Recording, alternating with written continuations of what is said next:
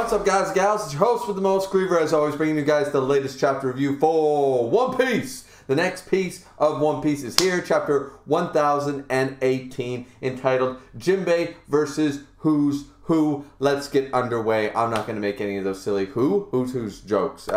Too many of them are doing that. Too many YouTubers that I watch are doing that stuff. So without further ado, let's just get underway, because honestly, this chapter, while necessary, once again, see, we're transitioning again. And see, people don't like it when we have like all the hype. People want hype all the time in One Piece. I just don't understand. People will rate this chapter poorly based on the fact that a whole lot didn't go on, but I would argue that a lot went on and stuff. And we need these transition chapters. We need to see the Topiropo defeated and stuff. It would be very odd for Kaido to go down and then King and Queen and Who's Who and Sasuke and stuff still fighting, right?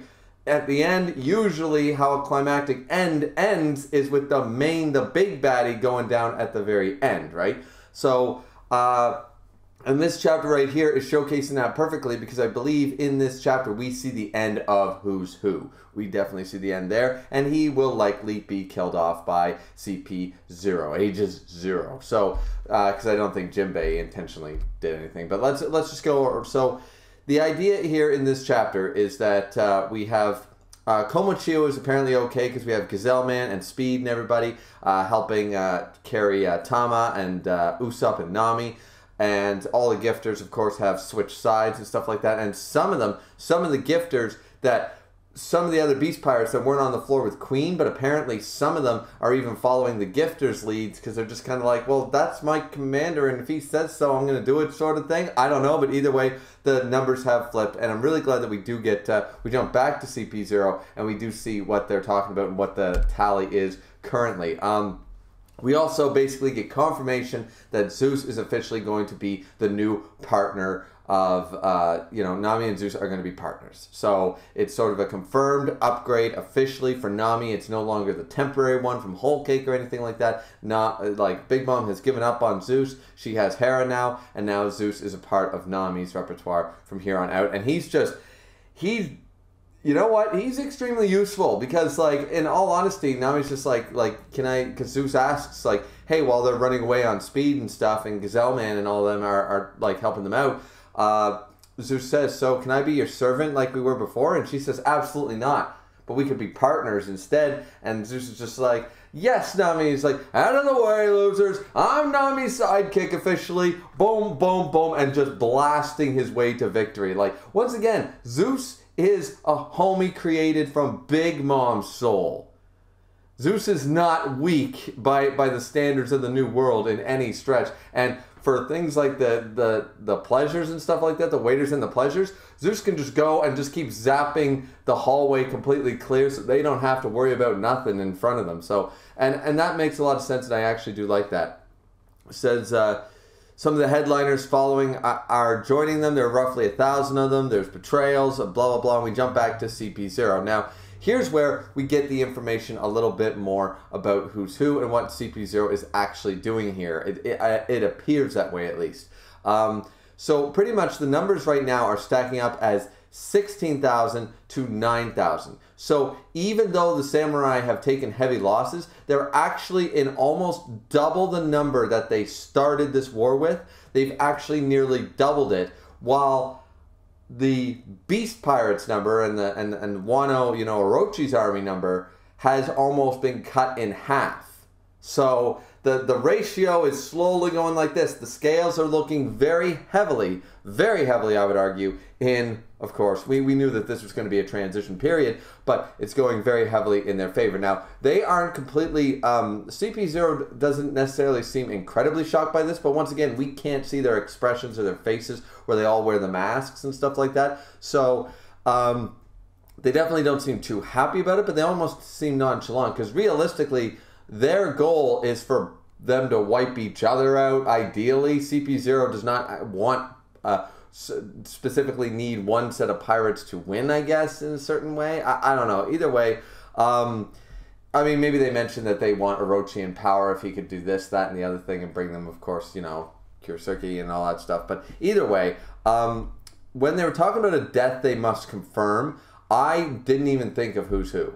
I legitimately did not think of who's who, but apparently that is the case. And somebody argues like we must confirm, one of the CP0 agents says we must confirm the death of this certain individual. The other one argues and says, well, you know, his information might have been classified, but it's so old, it's not really relevant and would not pose a threat right now to the government. So that's very strange. Now, is this about the Gumma Gumma no Mi? I really doubt it, because if that were the case, the Gumma Gumma no Mi was relevant 12 years ago when Shanks had it. Now that Luffy's got it and is declared the 5th Emperor, it's not relevant? Like, realistically, if it was relevant information before about the secrets behind the Gumma Gumma no Mi, and once again, as we got confirmed in this chapter, it was stolen by Shanks, I just believe that he did some other stuff, guys. I really do. I don't think there's anything extraordinarily special about the Gumma Gumma no Mi. So many people throwing around that it was Joy Boy's fucking fruit and stuff like that. I just don't think it's that important.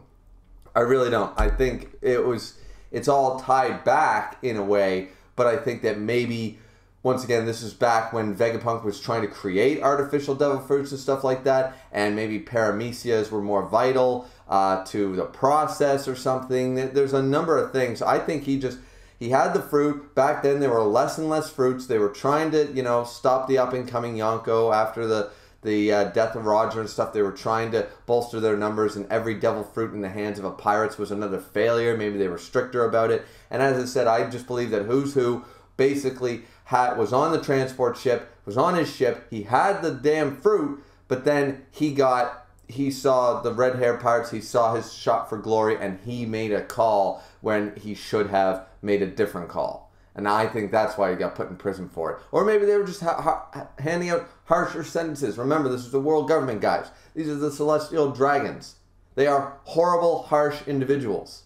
So, either way, it says, so one guy sort of says, like, well, you know, it won't really matter if he's dead or alive. But the other one says, this does not set a good precedent, though, that somebody can escape from us and live. And then the leader-looking guy basically says, he is fighting Jinbe after all. We might not even need to do anything and push our hand in the first place. So that confirms that they are talking about Who's Who. Who's Who, of course, was part of CP9, and clearly he has some classified information. I don't believe it's in regards to the Gumma Gumma no Mi, which a lot of people think is so relevant. I think it's got to do with this sun god tale, that might be relevant in some way. And the weird thing is that Jinbe doesn't deny this. Like, because after this, we jump back to the 4th floor, and we jump back to Jinbe versus Who's Who. And Who's Who is actually giving Jinbe a little bit of a struggle. But I think we can all agree that Who's Who, we all considered Who's Who to probably be one of, if not the strongest of the Topiropo. Clearly stronger than Ulti and Page 1. I would argue stronger than X-Drake potentially. Maybe on the level of Sasuke, and definitely stronger than Black Maria. So Who's Who and Sasuke, I always would say, were the top echelon of the Topiropo, the ones most likely to become calamities on their own. And we're seeing that here, where Jinbe is having it, actually Jinbe, the man himself, replacing Sanji as part of the monster trio, of course, is actually struggling, but not down and out. And this is where they talk about the Gumma Gumma no Mi for a little bit, and this is where he basically explains it in a very almost nonchalant but lackluster way. It's like, I really should hold a grudge against red-haired Shanks, but it involves the Gumma Gumma no Mi, so I hate everybody associated with it. That means all the Straw Hats, all the red-hair crew, all of this, all of that, this, that, the other thing. You know, he almost, honestly, a little bit of a whiner. A little bratty, isn't he? You know, like, Who's Who has got a cool design, is a cool character, but I find his reasoning, it's like, well, it's sort of like one, I guess, I don't know, like, one woman doesn't want to date you or something, or keys your car one time, so you say that all women are evil, and I hold a grudge against all the women of the world. And it's just like, that's a bit of a stretch. Or a Honda Civic gets you in a car accident at the fault of their own, so you're like, I hate all Honda drivers. Anybody who drives a Honda, I despise them. You know? Like, do you guys see what I'm saying? That's basically what he's doing. He's like, since I fucked up and lost the Gumma Gumma no Mi and the government punished me for it, I hate not just the guy who stole it, Shanks. I would believe that. And not just the user of the current Gumma Gumma no Mi. Alright, a bit of a stretch, but I can get that. Everyone associated with anybody with the Gumma Gumma no Mi.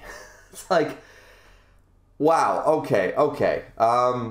Maybe he didn't hit puberty yet. I have no idea. But either way, so we see that these fang pistols of his are strong enough, and this is what's so badass at the end of the chapter. These fang pistols of his, we saw it take out a pillar before, but he can fire these things off multi, and at long range, they go through multiple floors. Below the third, they're on the fourth floor, and they're crashing between at least 2 floors. They just cut through any and everything in their way. He's cutting off the arms of people on the 3rd floor. It's just crazy. So, now, Jinbe manages to dodge this, and Who's Who even mocks him. And this is impressive, because I would argue that Jinbe's armament hockey is in a top echelon. It's probably one of the strongest. Once again, Jinbe is probably the 3rd strongest on the crew. So the only people with better armament hockey than Jinbe, I would argue, if it even is better, would be Zoro and Luffy. They would be the only ones that would have potentially better armament hockey than Jinbe himself. So the fact of the matter is that Who's Who says, even your armament hockey can't stop my fang pistols. You were smart to dodge, but I'm going to tear you apart no matter what. And then he starts with the racism. It's like, I'm surprised you can move so quick on land, fishman Jinbe. And Jinbe's like, really? You know, racism against fishmen has sort of been out of style for a while these days. And you want to keep talking trash, let's freaking go. And that's where Who's Who decide, like, they keep attacking and stuff. And I find this a really cool fight. I really like this fight, Who's Who versus Jinbe. I found it really interesting, especially where Jinbe grabs the fangs of Who's Who and stuff, grabs them and uses fishman karate, shoulder throw, boom, and just slams them by his own fangs and stuff like that. Like, it's really impressive. Jinbe is not down and out and certainly struggling, but I think he's got the edge here. We're seeing that, especially. He uses, of course, his water bullets and stuff like that. But Who's Who, of course, has the 6 powers, and they seem to be in top form. As Jinbe pointed out, these 6 powers are even better or more unique than the ones I'm currently, like, that I've seen before. So very, very interesting there. That's when this is where we get the confirmation about the story that he heard in jail while he was tearing there and being tormented. Something about this sun god Nika. Now, I'm not going to go into the whole details here, guys, but suffice it to say that slaves in ancient times would pray to the sun god Nika, just like people in prison. Now, a guard told Who's Who about this thing and sort of mocking him, I guess, in some way, and saying, why don't you just pray to the sun god Nika? Did he exist, or did they dream him up? Either way, he brought bright smiles to their faces and stuff. A legendary warrior that would save them one day. Sort of like the tale of any, fish or tiger would be a tale of that. Someone who saved the slaves, Moses, that kind of thing, right? Somebody who saved the slaves. So, in this way, he's Who's confessing here that he actually ended up clinging. So we don't know, like, he must have been in prison for quite a long time here, because it sounds like he really started to go mad, and he never says impel down. So was he in Marijois in a jail there or something, and maybe the celestial dragons like continue to torture you for fun and stuff? It might be potentially worse in some ways than impel down. We don't know, but he continues to refer to it as prison or jail and not impel down, so that is curious. But he also just says, like, he clung to this legend, and he saved me. I thought somebody saved me. This is where Jinbe says, well, why would you ask me about this? And this is where Who's Who says, because you led the Sun Pirates. Like, see, Who's Who, his personality, he might be cool and stuff, but he's sort of dumb. Like, once again, I think my Honda Civic connection is the best one. It's like a Honda Civic crashes into your car, and you blame every single person related to Hondas ever again, and Honda themselves. That's what you blame. That's what he did with the whole with Jinbe right now, blaming him that he holds a grudge against everybody related.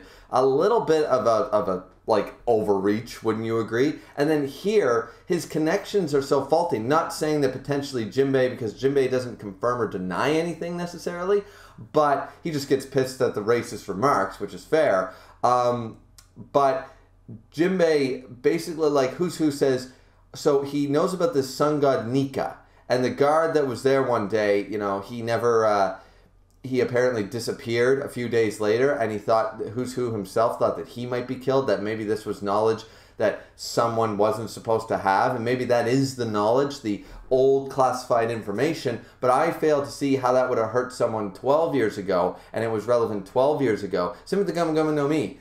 I don't know if we have all the information yet. I don't think we've been revealed here, because CP0 seems to think, at least one of the members seems to think, any classified information that Who's Who has isn't relevant anymore. So for us to get this information about the sun god Nika person, apparently it's not relevant anymore, but it was relevant back then. You know? Like, very, very interesting there. And then Who's Who's connection? You led the Sun Pirates. It was a sun god. There you go. You know? Sort of very leap of faith sort of idea there. Like, what if it wasn't the sun god? What if it was, the moon god Nika? Would Who's Who have gone after anybody who was called the Moon Pirates? You know, I don't know. But anyway, he said that the former slaves are in history, like Fishman history is simply a history of slavery, is it not? And of course that pisses Jinbe off. So his only connection is that fishmen have been used as slaves and were raced and have a lot of the world was racist towards them for centuries, right? And that he called the pirates the Sun Pirates. That is his loose connection to the sun god Nika. Honestly, not really seeing, I mean, if it is, what a broad connection to make. And I guess you could argue that Who's Who is simply saying, I do have a question for you. Here's the info. What can you tell me about this? You know, sort of idea. And he's seeing there might be a chance. So maybe I'll give him the benefit of the doubt if that's the line of thinking he was going on. He's basically giving him this information. I know about this sun god Nika. Do you know anything about it? The fishmen were always slaves of the world. And, the sun god Nika was all about, freeing the slaves. And you called yourself the Sun Pirates and blah, blah, blah. And he was the sun god. What do you know of this legend? What do you know of this story? So I guess I can give it to him in a benefit of the doubt in that way. But still, I just found it, I don't know about you guys, but I just found it a little odd. His leaps of faith here on how he, yeah. Anyways, so this is where, he uses this move called Finger Pistol, and Jinbe uses, it seems, full body armament hockey coding, which we were first introduced, I believe, by Virgo, who ended up, well, it didn't really help in the end. And then again, it was used by Pika. And I don't remember if it was used again. But here we see Jinbe using it actually effectively. But somehow, what I find interesting is that clearly Jinbe is increasing the power of his armament hockey slowly, because the finger pistols appear to be going through as he barrages with it, sort of boom, boom, boom. Who's Who is doing this stuff, and they seem to be doing something. He armament hockeys up. He's still attacking with his finger pistols. He's still talking about the day he disappeared and how he thought he was in danger and he needed to escape. Is it deadly to know about this legend and such? And then all of a sudden, tell me everything you know. And then he actually breaks, which Who's Who is also using armament hockey with his finger pistol. Jinbe's armament hockey, his full body armament hockey, breaks his finger. Who's Who's finger that he's using the attack finger pistol with. Which, so, was he slowly, he armament hockeyed up his body, and then he kept just pumping more hockey into it until the point that his attacks couldn't hurt him? Because that's pretty cool. I've never seen that done before. We always tend to see hockey, when Luffy hockeys up his fist, I'm assuming that's 100%. I don't think we've ever seen somebody use 10% hockey fist, 30% hockey defense. You know what I mean? There seems to be, maybe when you get that level of control or something. Now, we've only ever seen, I believe, Luffy actually run out of hockey. Not that other people can't, but maybe they do this on purpose. Jinbe clearly can hockey up where this didn't hurt him anymore, but maybe he's reserving. Maybe Jinbe, as a very seasoned warrior, he knows he's got to keep his hockey reserves. So he's only using the minimal amount of what he believes is required because he knows there's more fights after this. It's strategy and tactics, not that he couldn't have done it, but he might have used a way too much hockey, blah, blah, blah. We don't know exactly, but I just found that extremely interesting because then he uses shark grip, which looks incredibly cool. He turns off his hockey after he breaks both of Who's Who's fingers, grabs him by the wrist, shark grip, Fisherman Karate shark grip, so we won't let him go. Now, this is where Jinbe says, I have nothing to say to the likes of you. And this leads me to believe that maybe Jinbe does know something. Maybe the Sun Pirates epithet is relevant. Maybe the slavery thing, maybe that story is from Fishman Island. Who knows? Who? I said I wouldn't make that joke. But anyways, point is that maybe Jinbe actually does know something, but I still argue a bit of a leap of faith on Who's Who's part to assume that. And this is where he just, like, he hockeys up his face again. Who's Who tries to strike him. It does nothing. He uses Fang Pistol, that ultimate move that we saw at point blank range, the one that Jinbe had to dodge, and then boom, nothing. Look at his face. It's a little beaten and bloody. It didn't do shit at full blank range. It was amazing, and he just used Fang Pistol full blank range. Friggin' Jinbe doesn't let go, uses one of the Fishman Karate's ogis, the ultimate secret techniques. And then he says, he throws him, stomps on his tail, holds his fist forward like the, what is called, the 1-inch strike of Bruce Lee sort of idea. Boom. And he uses it if you're going to run your mouth about our history. He uses gargoyle, crazy breaker, smashing tidal wave fist thing. And it's like, because we know Fishman Karate uses shock waves. It's not necessarily always hitting directly. So he holds it right up to his face, right there, and then boom, you know, and just the shock wave, boom, boom, boom, boom, boom, with arm and hockey right to Who's Who's face. I believe it completely took him out, and Jinbe's just like, be ready, for what you're stepping on first sort of idea. Jinbe being pretty badass is like, I got nothing to say to you. You don't get to talk about my history that way. You're going to run your mouth. Here's what you get. Boom. I believe this is the end of the fight. I don't think Who's Who's getting back up. Maybe his helmet will fly off here. We don't really see anything. Maybe we'll finally get to see what Who's Who looks like. Not that I think it's relevant because we probably never saw him before. So it was 12 years ago and blah, blah, blah. So we probably never saw him before. But even so, I thought this fight was really cool. I thought this chapter was quite good because we got to see a full fight. A lot of people are complaining about that. What people want is wanted to go on for like 200 chapters, and we get to see every single individual fight completely. We want to see Jack versus Inarashi every step. We want to see Sanji versus Queen every step. We want to see Jinbe versus Who's Who. We want to see Brooke and Robin versus Black Maria. Everybody wants to see every individual fight in its entirety. And that's not going to happen, guys. I'm sorry, it's not going to happen, but it's not going to happen. But I will say, at the end of the day, it is really cool that we did get to see Jinbe. And I think it's relevant. If nobody else, we do get to see Jinbe in his first real fight as an official member of the Straw Hat crew. Because we didn't see what happened at Whole Cake Island and stuff when Luffy told him on the boat, you're a member of my crew now. You do come back. You don't get to die. You don't get that luxury. And Jinbei's like, you're right. All right, I'll be back. And then they helped them escape when they were transitioning from Whole Cake to Wano. So we've never actually seen Jinbe in a full-on fight like this, especially as I don't believe we've seen him in fights like in Marineford and stuff, but now we get to see him here as officially the helmsman of the Straw Hats defeating one of their enemies. I think it was relevant that we got to see Jinbe highlighted in this arc, being that it's roughly, you could argue, his introductory arc as an official member of the Straw Hat crew. So really cool, and glad to see him take his first W. And by the looks of this, as I said, I don't think that this was ever an even match. Not that Who's Who isn't powerful, but Jinbe is on the level of a Calamity, not a Topiropo. But it's relevant to mention that Who's Who or Sasaki might have had the potentiality. Like, I don't know, could Sasaki or Who's Who defeat Jack? Maybe. Or Queen, I don't know. You know what I mean? So you could argue that they might be Yonko Commander level. I don't like to do too much power scaling that way.